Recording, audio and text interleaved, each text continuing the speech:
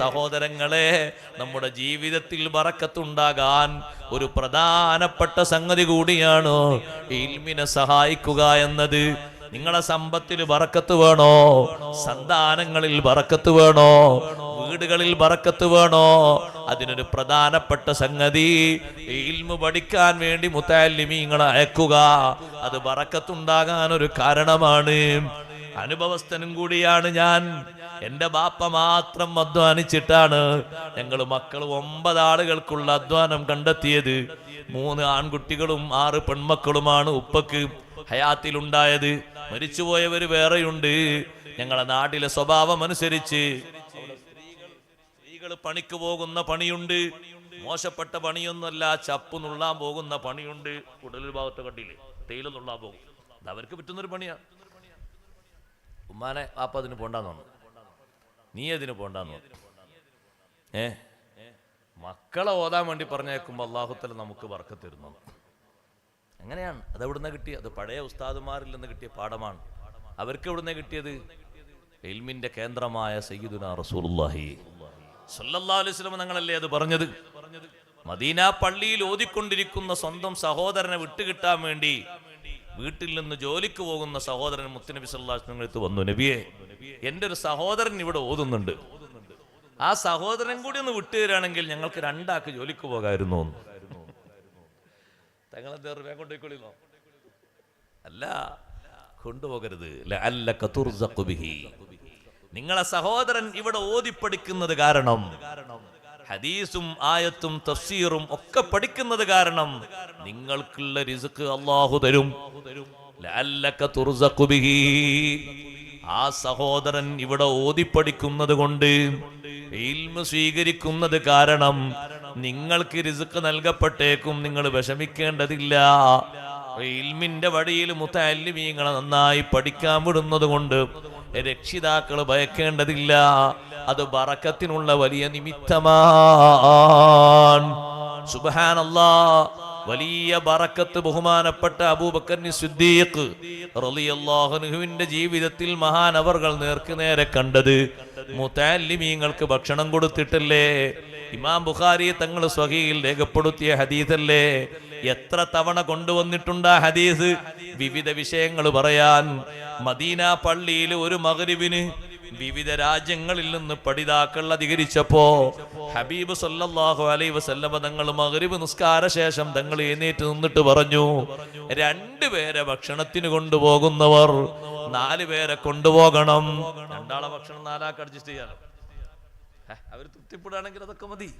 അങ്ങനെയല്ലേ? ത്വഅമുൽ കാഫി സലാസ കാഫിൽ 4 ഒന്നുമില്ലേ?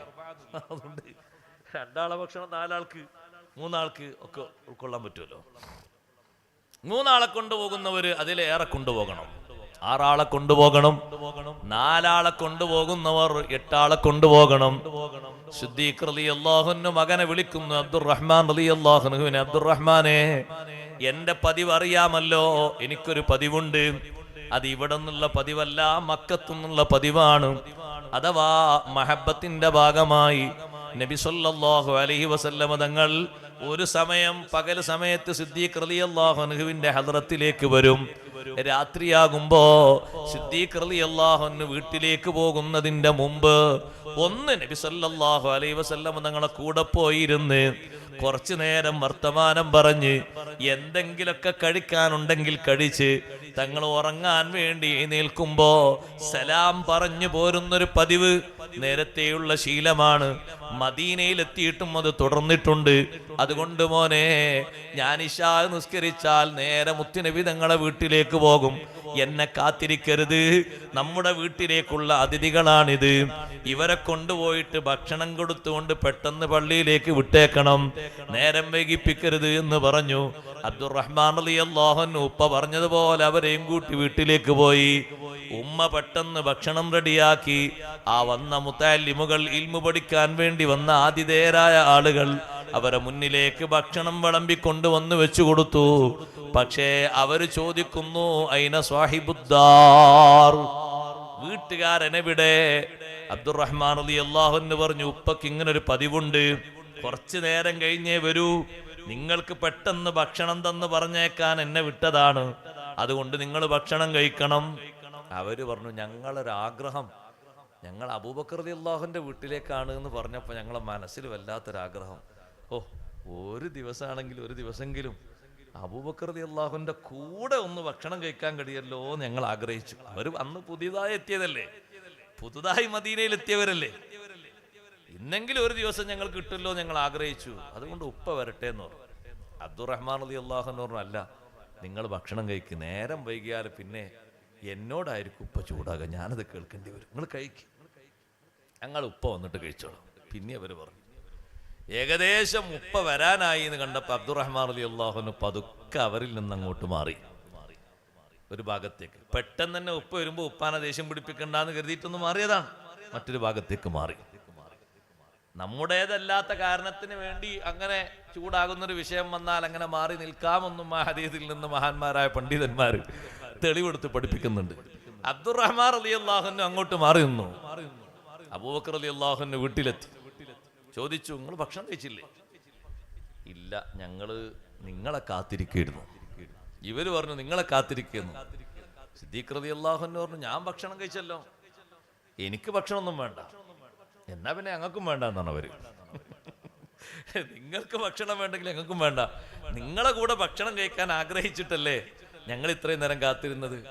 അപ്പ വിളിച്ചു, അബ്ദുറഹ്മാൻ റളിയല്ലാഹു അൻഹു വിളിച്ചു, അബ്ദുറഹ്മാനെ, നല്ല ഒരു ചൂടൻ പേര് കൊണ്ടൊക്കെ വിളിച്ചു, യാ ഉംദറു, പേര് വിളിച്ചു, നല്ല ദേഷ്യത്തോടെ വിളിച്ചു. പക്ഷേ അബ്ദുറഹ്മാൻ റളിയല്ലാഹു അൻഹു മിണ്ടിയില്ല. സിദ്ദീഖ് റളിയല്ലാഹു അൻഹു പറഞ്ഞു, എന്റെ ശബ്ദം നീ കേൾക്കുന്നുണ്ട് എന്ന് എനിക്കറിയാം, കുറച്ച് കഴിഞ്ഞിട്ട് നീ ഇങ്ങോട്ട് വരുമല്ലോ, ഇങ്ങോട്ട് വാ, ബാക്കി ഞാനപ്പ പറഞ്ഞുതരാം. ഉപ്പ അങ്ങനെ ദേഷ്യപ്പെടുന്നത് തൻ്റെതല്ലാത്ത കാരണത്തിന് വേണ്ടിയാണെങ്കിൽ ക്ഷമിക്കുന്നത് വരെ മൗനം പാലിക്കാമെന്നും മഹാന്മാര് പഠിപ്പിക്കുന്നുണ്ട്. അബ്ദുറഹ്മാൻ റളിയല്ലാഹു അൻഹു അതിൽ കുറ്റക്കാരനല്ലല്ലോ. ഭക്ഷണം കൊണ്ടുപോയി വെച്ചിട്ടുണ്ട്, ഉമ്മ നേരത്തെ പാചകം ചെയ്തിട്ടുണ്ട്. സുബ്ഹാനല്ലാഹ്, സിദ്ദീഖ് റളിയല്ലാഹു അൻഹു കുറച്ചു നേരമൊക്കെ ഗൗരവത്തോടെ നിന്നെങ്കിലും പിന്നെ മഹാനവറുകൾ പറഞ്ഞു, നേരത്തെ പറഞ്ഞതെല്ലാം വിട്ടേക്കൂ, അതെല്ലാം ഒഴിവാക്കൂ, നിങ്ങൾ ഇരിക്കൂ, നമുക്ക് ഭക്ഷണം കഴിക്കാം. ഈ അതിഥികളോടൊപ്പം സിദ്ദീഖ് റളിയല്ലാഹു അൻഹു ഇരുന്നു. ഭക്ഷണം കഴിച്ചു തുടങ്ങി.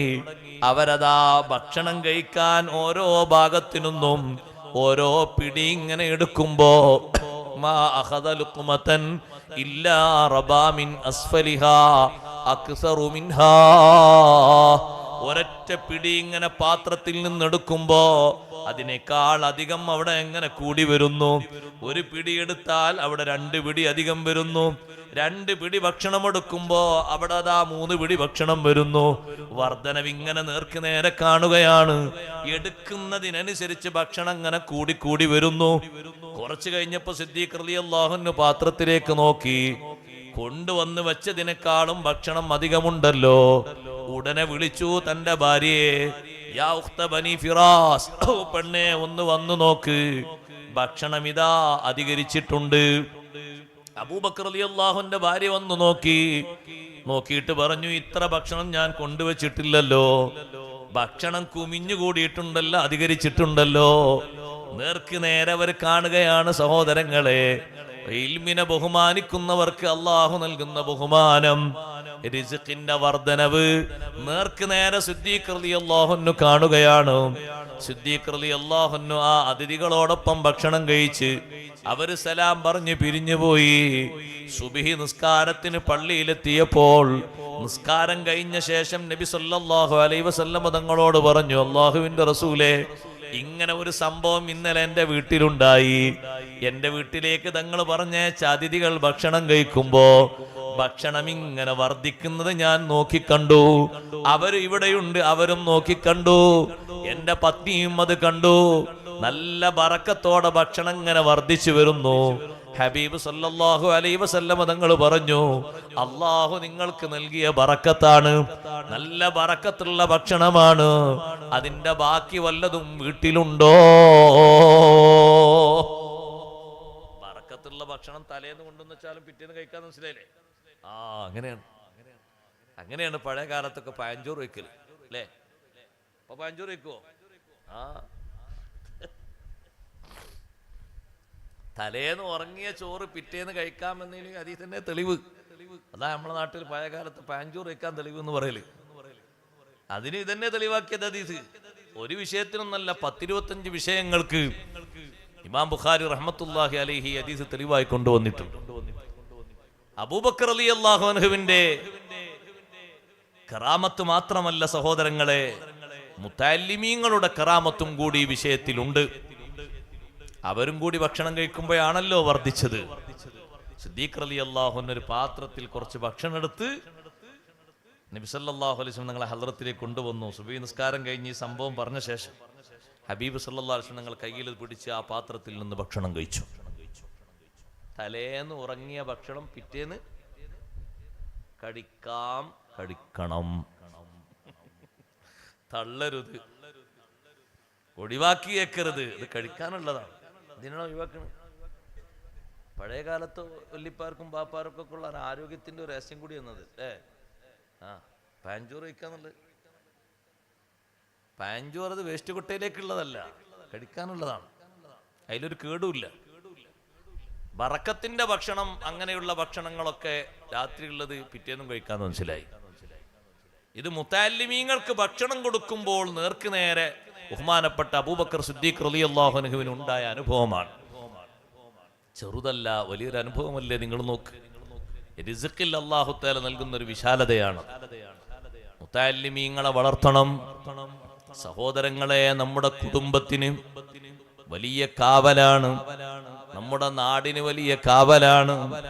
അപ്പൊ നിങ്ങൾ ചോദിക്കൂ, ഉസ്താദേ, ഒരുപാട് മുത്തഅല്ലിമീങ്ങൾ ആലിമീങ്ങളൊക്കെ ഇങ്ങനെ വലുതായി വന്നാല് എവിടെയാണ് ഇവരൊക്കെ ജോലിയെടുക്കുക? ഇഷ്ടം പോലെ ജോലിക്കാർ ഇനിയും ആവശ്യമുണ്ട്. ഖിദ്മത്തിന് എത്രയോ ആളുകൾ ആവശ്യമുണ്ട്.